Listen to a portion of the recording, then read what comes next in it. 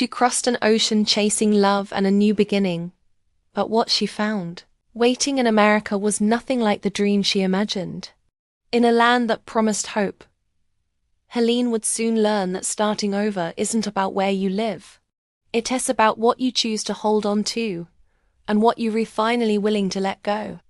The ocean stretched endlessly beneath the grey sky, a sheet of steel that swallowed the horizon. Helene Vogel stood at the ship's railing, her fingers gripping the cold metal, as if she could anchor herself between two worlds, the one she'd lost, and the one she hadn't yet reached. Behind her was Germany, a place of ash and silence. Ahead lay America, glowing faintly in her imagination like a promise she was afraid to believe in. She was 23 and already felt much older. Once she'd been a teacher's daughter from a quiet town near Cologne, where the smell of fresh bread drifted from windows and the church bells marked time. Then came sirens, bomb shelters, and hunger. Her home vanished one night under the whistle of planes. But amid the ruins, something unexpected happened. A young American soldier named Thomas offered her an apple. That single act of kindness became the hinge on which her entire life turned. He had listened to her broken English, smiled without pity, and returned each day with supplies and stories. He was gentle in a world that had forgotten what gentleness was. When he proposed, it wasn't out of romance alone. It was survival, faith, and the strange courage of two people trying to build something human after everything had burned. Now, weeks later, she was among hundreds of women aboard the Marine Flasher, a ship bound for New York filled with German and European war brides. The air below deck smelled of salt and nervousness. Some women held infants. Others clutched photographs of men waiting in faraway towns. They shared whispered stories about the lives ahead of them, about white houses, wide streets, and pantries that never ran empty. But under every hopeful sentence lingered a quiet fear. Would they ever be truly accepted? At night, when the sea was calm and the engines droned like a giant heartbeat, Helene would sit with the others on the lower deck. Someone played a harmonica. Someone else passed around a tin of cocoa. In those small, borrowed moments, they were not enemy wives. They were simply women hopeful, uncertain, and trying to remember how to dream again. When dawn came on the 12th day, a shout echoed from the deck. Land. The crowd surged toward the railings, eyes straining toward a shape rising out of fog. The Statue of Liberty. It wasn't shining or majestic as they had imagined. It was weathered, grey, and solemn. Yet Helene felt tears on her cheeks. That statue, scarred by years of wind and salt, seemed to understand something about survival. In New York, the pier swarmed with officials, porters, and reporters eager to capture the arrival of the war brides. There were smiles and flashbulbs, but also sidelong glances, quiet mutters. Helene noticed how some Americans stared too long, how others looked away quickly. She kept her head high and focused on the thought of Thomas waiting in Illinois. The train westward felt like another ocean. Through the window, America passed in slow, wide frames, fields, barns, children playing by fences. It was bigger than she'd imagined, emptier, quieter. She tried to picture Thomas's house. He had written that it was small but strong, that he'd fixed the porch and planted 2 apple trees in the yard. He'd ended every letter with the same words. It's not much, but it's home. When she finally stepped onto the platform in Chicago, her heart stuttered. He was there, hat in hand, smiling with the same careful kindness as the day they met. The crowd disappeared. The noise, the steam, the confusion, all of it faded. He took her hand and said, "Welcome home, Helene." The road to their house wound through flat fields and quiet towns. Children waved at the passing truck. Helene smiled back, wondering if they somehow knew who she was, or what she wasn't. The house stood on the edge of a small town, white paint flaking under the sun, a single window glowing faintly like an invitation. It wasn't grand, but it was real. Inside, she found mismatched dishes, a squeaky faucet, and a single vase with wildflowers. Thomas apologized for the plainness, but Helene shook her head. To her, the hum of the refrigerator, the clean smell of soap, even the creak of the floorboards were luxuries. She ran her hand over the wooden table and whispered, "It's beautiful." That night, after the neighbors brought pie and smiles that were kind but cautious, she stood by the window, looking at the foreign stars. Somewhere beyond them lay Germany, her language, her mother's voice, the graves of everyone she'd known. Here, the air smelled different, softer somehow. Helene placed her palm against the glass and whispered, "I will learn this place." But as she lay beside Thomas, her thoughts flickered between two worlds. America was safe, yes, but safety had its own loneliness. Tomorrow she would wake in a land that called her a guest in her own home. And though she didn't yet know it, the hardest part of her journey, the learning to belong, was still to come. The first morning in Illinois smelled of coffee and sawdust.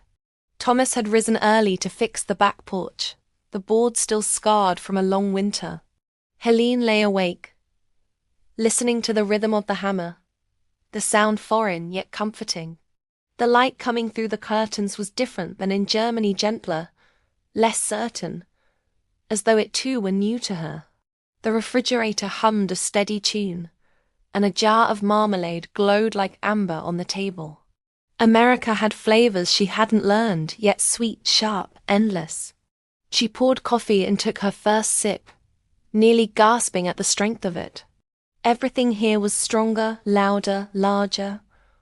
The cups, the smiles, even the quiet. That day, Thomas took her into town. The truck rattled past wheat fields and barns, the air warm and dry, the sky so wide it felt almost intrusive. People waved as they drove by. Some waved again after realizing who sat beside him. Helene smiled carefully, her posture straight. "They're curious," Thomas said, glancing at her. "It's a small town. News travels fast." At the grocer's, she stood near the door, clutching her list as Thomas spoke with the shopkeeper. Words rolled too quickly for her to catch. She recognized only fragments: bread, sugar, welcome. Then she heard another voice, a woman behind her whispering, "That's his bride." From over there. The last two words landed like dust on her shoulders. Not cruel, not kind, just a mark of distance. Still, there were kindnesses. The grocer's son carried her bags to the truck, shyly saying, "Ma'am." The neighbor, Mrs. Clark, brought over a pie and a recipe card written in looping handwriting. "So you'll know how to make it yourself," she said with a smile that felt half genuine, half inspection. Helene thanked her in careful English, though the words stuck slightly in her throat. In the evenings, the radio filled the house with voices that sounded confident in ways she didn't yet understand. News of soldiers coming home, of baseball scores, of advertisements that promised better futures. Thomas would sit in his chair, nodding along, while Helene practiced words quietly under her breath: neighbor, porch, homeowner. Each one felt like a small hill to climb. When she wrote letters to her mother, the paper carried two languages: English for Thomas, German for her heart. "People here smile easily," she wrote. "They have never seen a city crumble. They laugh without remembering." She didn't. To write about the quiet ache that settled in her chest when she hung laundry in the backyard, and realized the wind no longer smelled of rivers and birch trees, but of dry grass and iron. Thomas was patient, though not always understanding. "You'll get used to it," he said when she hesitated to answer the phone, afraid of not knowing the right words. "Everyone here's just glad the war's over." She nodded, but what she couldn't say was that peace could feel like another kind of silence. The local church invited them to Sunday service. The building was small, its white paint crisp against the blue sky. Inside, the congregation turned to look as they entered. The pastor welcomed them warmly, but Helene saw the curiosity in the women's eyes. During the hymns, she mouthed the words, grateful that music didn't require translation. Afterward, a young mother approached and offered her hand. "You sing beautifully," she said. Helene smiled, unsure whether it was true, but grateful for the kindness nonetheless. As the weeks passed, she began to stitch herself into the rhythm of the town. She learned the names of streets, how to pay bills at the post office, how to understand prices that seemed upside down compared to home. She discovered the pleasure of small things, the soft rustle of newspapers on the porch, the taste of ripe peaches, the sound of children's laughter echoing down the street. Yet there were moments when the air seemed too still, too polite. Once, at the market, she heard two women talking behind her in low voices. "It's strange, isn't it? Him bringing one of them back." The words sliced through her like glass, even though she pretended not to understand. That evening she didn't speak much. Thomas noticed. "You okay, Helene?" he asked. She nodded and managed a smile. Later, after he'd gone to bed, she stood at the sink washing dishes that were already clean. The water ran warm over her hands, and she stared at her reflection in the dark window. The woman looking back at her was neither German nor American, just someone trying to fit into a space that didn't yet have room for her. Outside, the night hummed with crickets. Across the street, a porch light flickered on, then off. Helene dried her hands and turned off the faucet. She whispered, in German this time, "You are safe. You are here. You will learn this life." It wasn't a prayer, exactly just a promise to herself. The next morning, she took the pie dish back to Mrs. Clark and offered a loaf of her own bread in return.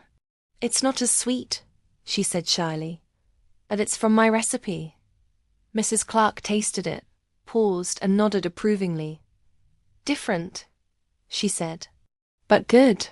For the first time since arriving, Helene laughed a soft, real laugh that surprised even her. Maybe, she thought, this is how belonging begins. Not all at once, but in small exchanges of kindness that outlast the silence between worlds. The first letter arrived in late November, tucked among grocery bills and catalogues promising Christmas gifts she could never afford. The return address made her heart stop. KTL, Germany. The handwriting was uneven, as if written by someone unused to paper. She carried it to the kitchen table, sat down slowly, and stared at it for a long time before daring to open it. Inside were 4 pages, smudged and fragile, from her childhood neighbor, Frau Meissner. The first lines blurred as she read. Her mother was alive, but barely. The house was gone. The neighborhood was a patchwork of rubble and smoke. Food was scarce, electricity rarer still. "We live like ghosts," the letter said. "But I tell her you are in America, and she smiles. That gives her warmth." Helene folded the paper carefully, pressing her palm against it as if to steady herself. The walls of the kitchen felt too clean, too still. Outside, Thomas was repairing the truck. The clang of metal sounded almost distant, like another world. When he came in, wiping grease from his hands, she held the letter out wordlessly. He read what little he could, his German limited, then looked up at her with concern. "She's alive?" he asked softly. Helene nodded, her throat too tight to answer. That night she couldn't sleep. The moonlight fell across the floorboards, pale as ash. In her dreams, she saw her mother's hands, calloused from washing clothes in the river, now reaching for her through walls of dust. She woke before dawn and sat by the window, watching the first light spread over the fields. America was quiet, untouched, too quiet. The next day, she wrote back in her careful looping script. I have bread every day, Mama. I am safe. There is warmth in this house, and Thomas is kind. Please stay alive until I can send for you. But she knew even as she wrote it that there was no way to send for her. Not now. Maybe not ever. In December, she baked stollen for the church fair, filling the kitchen with the smell of butter and nutmeg. The scent drew neighbors to her door. Smells like heaven, someone said. She smiled, though her hands trembled slightly as she wrapped each loaf. When the pastor thanked her during the service, she felt a flicker of pride and then a pang of guilt. Her mother would never taste this sweetness. Thomas noticed her quietness. One evening, he placed a hand on her shoulder. "You miss home," he said simply. She nodded. "But this is home now," he added. She wanted to agree. She wanted to believe it. Yet there was a small ache that refused to fade. A space between her two lives that no amount of kindness could close. The letter changed something between them. Not distant something subtler. He began working longer hours, and she filled her days with tasks. Sewing curtains, polishing the silver, learning new recipes from the radio. The American rhythm was practical, busy, unfeeling. That was its strength. People here did not stop to mourn. They built, they worked, they moved forward. One morning, she found herself humming a German lullaby while sweeping the porch. A passing neighbor paused. "That's a pretty tune," she said. "What's it mean?" Helene hesitated. "It means peace and sleep," she replied, translating softly. The woman nodded approvingly. "We could all use more of that." Winter deepened. Letters from Germany trickled in, each one bleaker than the last. The Meissners had moved south. The baker's son had frozen on his way to fetch coal. But there were also moments of stubborn life children playing in bombed-out streets, weddings held in candlelight. "We keep living," Frau Meissner wrote. "Because what else can we do?" Helene began sending small parcels, dried fruit, soap, spare wool socks. Thomas never objected, though he worried quietly about the cost. "You can't save everyone," he said once. She answered, "No, but maybe I can remind them they're not forgotten." By March, her English had improved. She joined a women's sewing circle at the church, her accent softening week by week. The others grew to like her, especially when she taught them how to mend seams so fine they looked invisible. "You could open your own shop," one of them suggested. The idea startled her. A shop, a purpose, something of her own again. That night she told Thomas, and his eyes lit up. "We could use a tailor around here," he said. "You'd be good at it." For the first time in months, Helene felt something new blooming inside her. A quiet, practical hope. But 2 days later, another letter arrived. Shorter this time, the ink faint. Her mother was gone. She sat at the table, the letter trembling in her hands. Outside, the wind pressed against the windows, carrying the faint scent of spring. The world was turning green again, but inside her, something closed. Thomas knelt beside her, holding her as she cried silently. No loud sobs, no words, just the small, terrible sound of breathing through grief. When it was over, she folded the letter and placed it in the drawer with the others. She didn't tear it, didn't burn it.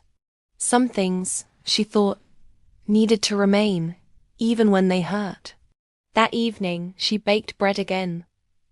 Simple white loaves, nothing fancy. She took one to Mrs. Clark and another to the church. When people thanked her, she smiled and said only, "It's from my mother's recipe." No one asked more, and that was mercy enough. The next morning, she opened the curtains wide. The sky was bright, impossibly blue. She whispered, "Danke, Mama," and began the day. Spring arrived in slow colors. The fields around their house shifted from gray to green. and the apple trees Thomas had planted the year before began to bloom, small, shy blossoms trembling in the wind. Helene watched them from the kitchen window one morning and thought of all the things that grew quietly, even after being broken. She wondered if people were the same. Her sewing business began almost by accident. It started with small favors: hemming a dress for Mrs. Clark, repairing a torn suit for the pastor's wife. Soon, word spread. People began dropping by with clothes folded neatly in brown paper bags, leaving a few coins and smiles at her doorstep. By summer, Thomas built her a small wooden sign.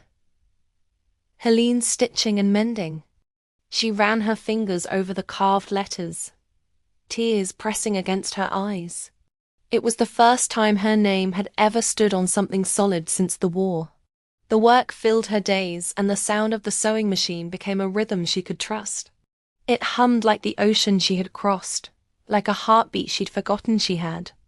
The women from the town came not only with torn fabric, but with stories, children, husbands, secrets, dreams. She listened more than she spoke, her English still marked by an accent that softened but never vanished. Sometimes, when laughter filled her small workroom, she caught herself smiling and thought, "This is what peace sounds like." But not everyone forgot where she came from. A man at the post office once muttered, "Strange times, when folks pay a German to fix what's torn." She said nothing, only handed him his parcel with a polite smile. That evening, she told Thomas, and he clenched his jaw, ready to go find the man. She stopped him with a touch to his arm. "Don't," she said gently. "If we answer every word, we'll never stop fighting wars." Instead, she kept working, and little by little, the town's suspicion turned into respect. People began bringing her bolts of fabric from nearby cities, asking her advice on colors and stitches. When the pastor's daughter married, she asked Helene to alter her wedding gown. On that day, surrounded by white lace and laughter, Helene realized something profound. She no longer thought of herself as a guest here. She belonged, quietly and completely. That fall, she received another letter, but this one came from New York. It was from one of the women she had sailed with across the Atlantic, the same voyage that had begun her American life. The letter spoke of babies, of homes built from scratch, of others who had returned to Europe and found nothing left. "Do you ever feel you're between two places?" her friend wrote. Helene smiled sadly and answered, "Yes, that sometimes between two places is exactly where our heart belongs." Years passed in soft, steady patterns. The apple trees grew tall enough to shade the porch. The small sewing shop expanded into a larger room behind the house, filled with shelves of folded fabric and a bell that chimed whenever someone opened the door. Children in the neighborhood would run errands for her, rewarded with a peppermint or a slice of cake. Life had settled into something gentle and kind.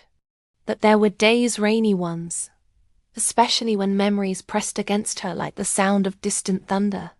She would think of her mother's hands, of the streets of Cologne, of the smell of coal smoke and fresh bread.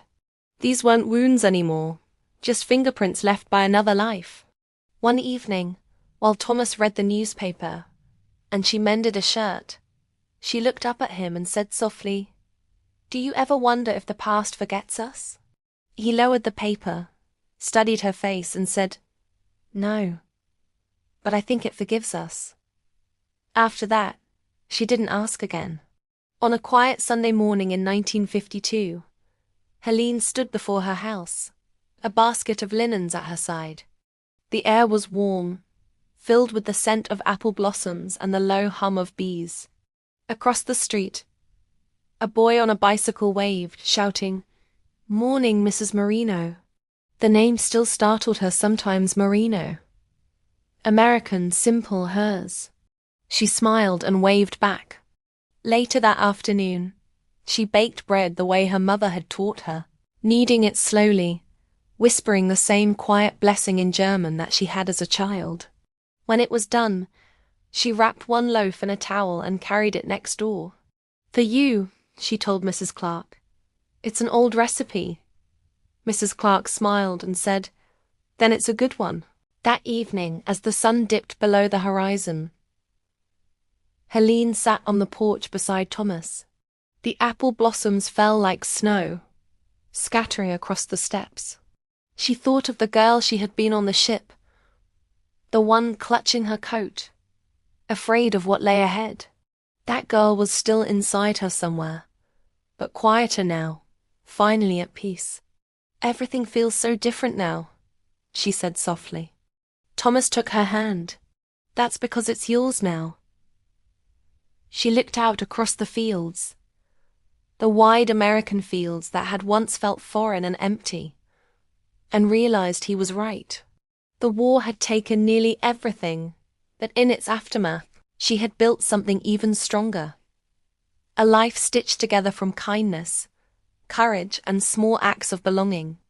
As dusk settled, she whispered a final word to the wind, one that belonged to both worlds, Danke, and for the first time she truly meant it. If this story touched your heart, don't let it fade away. Subscribe to the channel, leave a like, and share it with someone who still believes that kindness can rebuild what war once destroyed. Your support helps keep these forgotten stories alive.